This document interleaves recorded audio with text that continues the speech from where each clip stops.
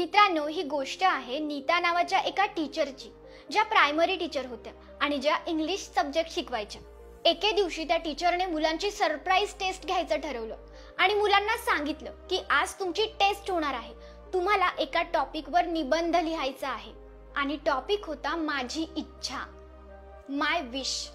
सगळ्या मुलांनी निबंध लिहायला सुरुवात केली। प्रत्येकाने त्याच्यानुसार त्याची जी इच्छा असेल ती त्या निबंधात लिहिली। पेपर जमा केले, शाळा सुटली। त्या टीचर घरी आल्या।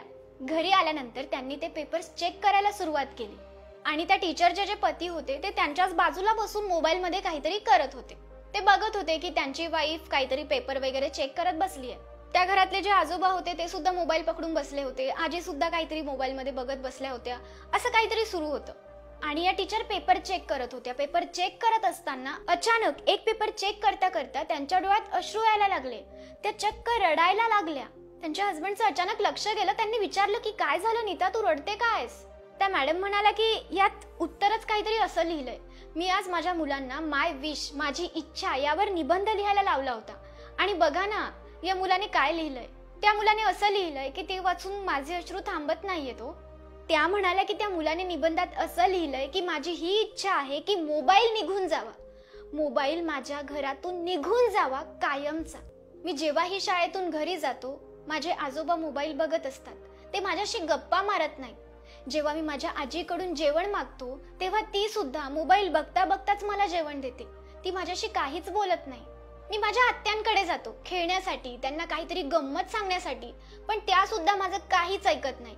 त्यांचं अर्ध लक्ष मोबाईल मध्ये असतं। मी माझ्या वडिलांची खूप वाट बघत असतो। ते जसे ऑफिस मधून येतात तसं मी त्यांच्याकडे जातो तर ते सुद्धा मोबाईल मध्ये असतात। माझी आई सुद्धा मोबाईल बघत असते, सतत सगळे मोबाईल बघत असतात। माझ्याशी कोणीच बोलत नाही, मला कोणी वेळच देत नाही, माझ्याशी कोणीच खेळत नाही, माझं कोणीही ऐकून घेत नाही। आणि खाली त्या मुलाने असं लिहिलं होतं की मला एक जादू यायला हवी, माझी अशी इच्छा आहे की मला एक जादू यायला हवी जेणेकरून मी तो मोबाईल गायब करून देईल आमच्या घरातून, आणि जर तशी जादू येत नसेल तर मला मोबाईल होता यावं अशी तरी मला जादू यायला हवी। मी मोबाईल बनून जाईल जो सतत माझ्या आजीला हवा असतो, जो सतत माझ्या बाबांच्या हातात असतो।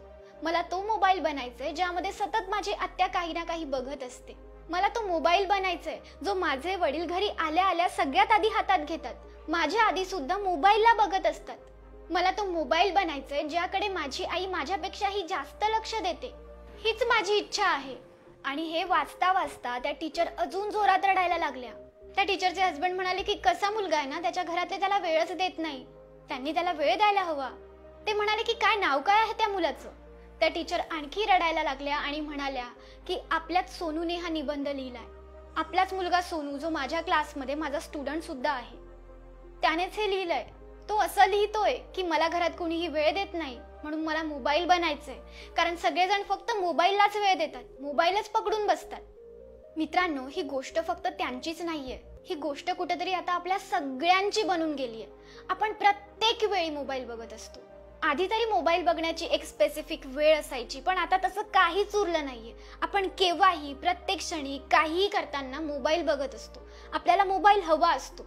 हा मोबाईल आला होता कारण आपण आपल्या लोकांशी कनेक्ट होऊ शकू, पण मोबाईलमुळे कुठेतरी आपण आपल्याच जवळच्या लोकांशी डिस्कनेक्ट होत चाललोय। घरातल्याच लोकांना आज एकमेकांशी बोलायला वेळ नसतो। प्रत्येक जण बसलेला असतो, जवळ असतात, पण प्रत्येक जण मोबाईल बघत असतो।